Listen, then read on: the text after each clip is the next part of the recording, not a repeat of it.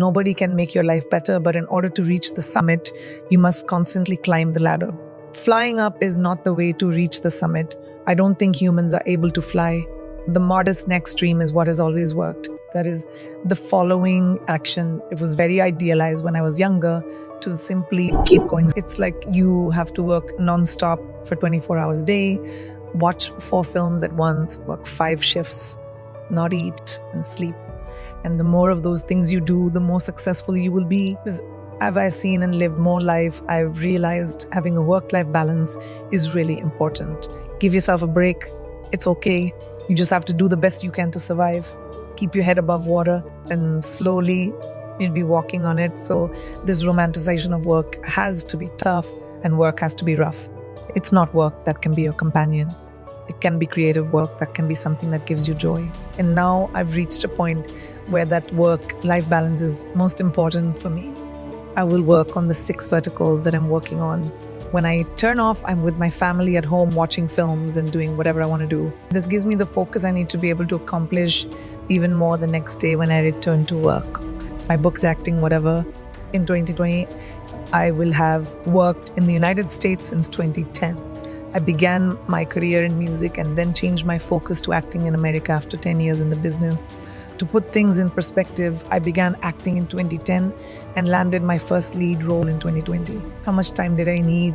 People don't realize how much effort, how persistent or knocking, or how much humility it takes to go to a foreign nation and start over after 10 years. However, I had to give up everything I knew about India, including the laurels I had won there, the awards I had received, the films I had worked on, and the box office successes I had witnessed. They had to approach people in a very humble manner, introduce myself and say, this is the work I have done. I would love to work with you. It was extremely difficult. I also had to go out and pound the pavement, walk in, be rejected, audition, and work around the customs of a foreign nation. The tears that it took to move to a new country without friends or family and work with people who didn't know you or what you were capable of. When I first started doing Quantico, my co-actors did not understand the people around me. However, I swallowed the humble pie and was willing to put in the hard work. 10 years later, I finally got my leading role in a movie. Why is this person like this and why are you? They asked. That was the first time I had a main part in a television show and they couldn't understand why. I had to simply be modest and say I'm okay at that point. This setting is unfamiliar. Fishing from a boat is one thing. However, deep sea diving is a very different story and you have to adjust your knowledge to the conditions there. You have to turn off the noise when you say, I don't want to pass off the work that it took to get there, as well as the time and commitment that it took to get there. Don't let the numerous individuals who wish to bring you down get to your attention. Pay attention to the one person who has faith in you.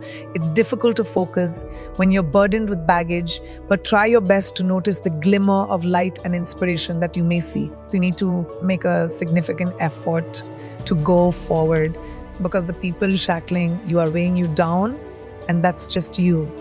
Do you possess the inner strength to stand up for yourself, or will you hold off until someone else completes the task? That is a personal decision. The idea is to be able to enter a space without passing judgment or remind you are who you are.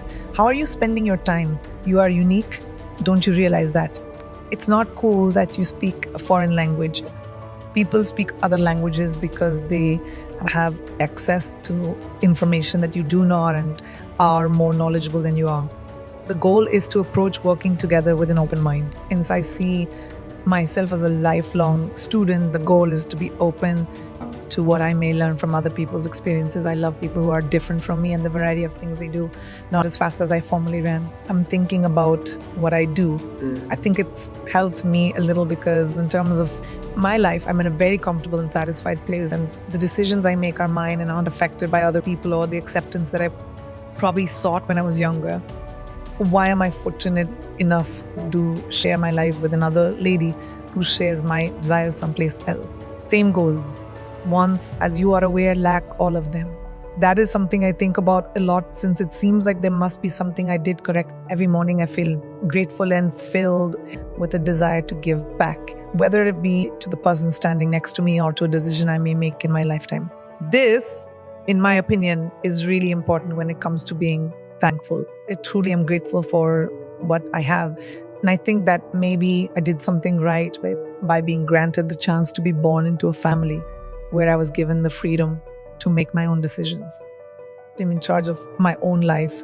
My parents always taught me that you had to have your own viewpoint, but a lot of women don't know that they are the only ones who can make all of their own decisions. It may be really frightening. I get chills just thinking about how fearless this generation of girls and how many of them take control of their own lives and declare, and not going to fit into the cookie cutter mold that probably my mother did or my grandmother had to. I see a great deal of young ladies whose decisions have altered the course of their families. My message seems to be that there is a lot of noise around us and that there are many individuals who dictate to us how we should behave. On the other day, I was speaking with someone who mentioned that at convent school, we had a course called Moral Science.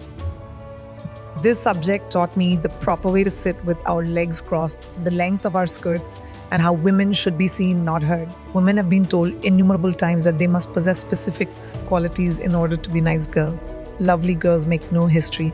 Fearless girls create history. History is made by the brave, and therefore you must make decisions that may go against what you've been told if you want to be the lead actor in your own movie, which is your life. This empowerment may or may not come from your parents, your family, your lover, or anybody else you spend time with. If nobody else can do it, if you don't have that support system at home, it comes from, yes, only you can change your life. Try to follow your instincts. I have no idea. I never consider the future. I don't think about how far I can go or plan for the future. After all, who knows what lies ahead for me? All I can think about is the here and now. And as I've already mentioned, I like to learn from others. The reason I take new actions is because I observe someone else doing so. I ask myself, what can I do to make me feel this way about this person? It's all about imbibing from those around you. It could be someone you look up to on TV, someone you work with, or someone you consider a classmate. But whenever you see something about someone that you like, you should imbibe it. I also find it amazing that you can have an idea today and make money off of it. Why not just be reduced to it?